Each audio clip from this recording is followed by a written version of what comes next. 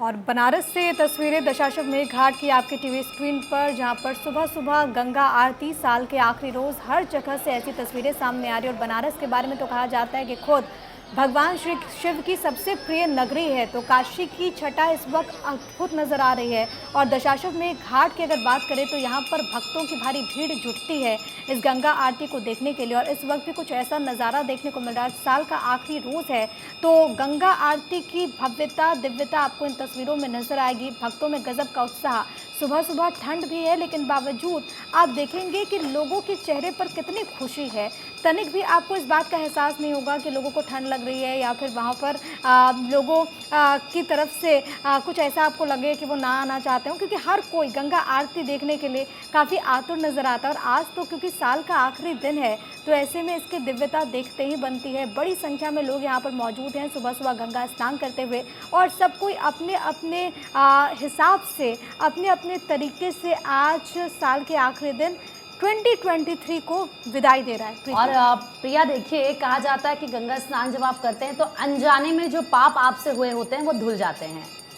ये बात कही जाती है, लोगों को लगता है कि पाप धुल जाएंगे गंगा जी में जाने से, स्नान करने से, लेकिन कहा जाता है शामिल होने से भी आपको कितना पुण्य मिलता है। तो इसलिए लोग ये कह रहे होंगे कि इस साल जो भी उनसे अनजाने में पाप हुए हैं, किसी का दिल दुखाया है, कुछ किया होगा, तो इसीलिए गंगा स्नान उतना ज़्यादा इंपॉर्टेंट जाता है। मैं तो क्योंकि गंगा स्नान का कितना ये पूरा हिंदुस्तान जानता है, और ऐसे में दशाश्वमेध घाट की तस्वीरें आपको दिखा रहे हैं क्योंकि लोग ये बात समझ रहे हैं कि इस साल तो कट गया, 2023 तो अब चला गया, अब 2024 में जब हम प्रवेश कर रहे हैं तो बैगेज नहीं होना चाहिए तो हाँ, और सब कुछ शुभ हो, मंगल हो, सब कुछ अच्छा हो, भगवान से प्रार्थना करते हुए देखिए तमाम लोग पहुंचे हैं। मुझे लगता है कि फिर भी ऐसा होता है कि आरती में तो लोग जाते ही हैं, चाहे वो सुबह की आरती हो, शाम की आरती हो, लेकिन आज का दिन इसीलिए खास हो जाता है, लोगों में ये उत्साह इसीलिए हमने देखा है पूजा, क्योंकि लोग ये सोचते हैं कि भाई साल का आखिरी दिन है या फिर नए साल का जो पहला दिन होता है वो शुरुआत उसकी होती है, तो लोगों के अंदर ना एक अलग ही इंटरेस्ट उत्साह होता है। और लोग ये सोचते हैं कि कहा भी जाता है, हमारी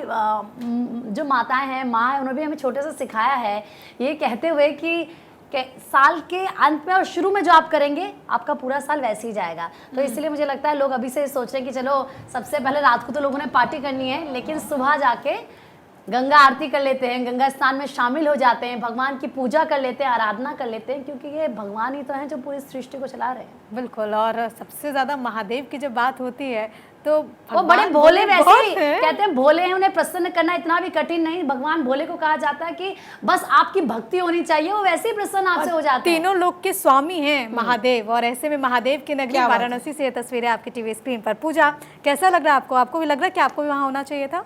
मुझे लगता है कि हर किसी को ही लगता है कि आप जब भी ऐसा कोई मौका होता है तो आपको हमेशा लगता है कि वहाँ पर आपकी मौजूदगी। ज़रा सोचिए कि साल की आखिरी विदाई ऐसी हो तो जो शुरुआत है वो कैसे होगी। हर कोई सोचता है कि अच्छी शुरुआत हो। ये पार्टीज़ और ये सब तो बहुत सेकेंडरी चीज़ें हैं, लेकिन हर कोई अपने दिन की शुरुआत हमेशा अच्छे कार्यों के साथ में करना चाहता है। मुझे लगता है कि ये एक परंपरा रही है भारत की हमेशा से कि जब भी आप किसी भी नए काम की शुरुआत करते हैं, जब भी कोई नई शुरुआत होती है, आध्यात्मी असली सुख है, असली खुशी आध्यात्मी है। और ये लोगों को देर से समझ में आता है। हाँ, लेकिन अगर पहले लोग समझ जाए तो ये बेहतर होगा, तो फिर दुखी ना हो। बिल्कुल।